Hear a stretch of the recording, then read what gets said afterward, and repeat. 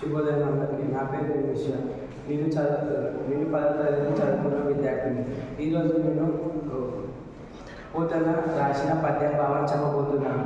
పద్యం కులము నాదము తేజము నిప్పు మీకు జుండు విశ్వంబరు దళితి బోండు త్రివిక్మన స్ఫూరణ వాడే నిండు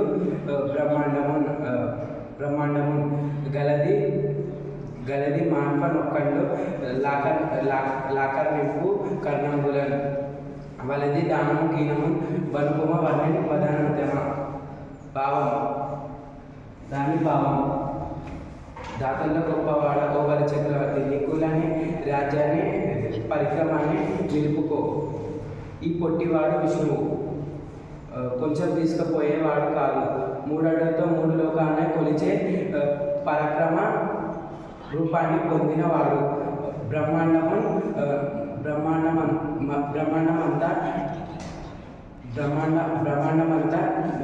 నిండిపోతారు. ఎవరైనా ఇతన్ని ఆపగలరా? నా మాట విని దానము వద్దు గీనము వద్ద ఇతన్ని పంపించు.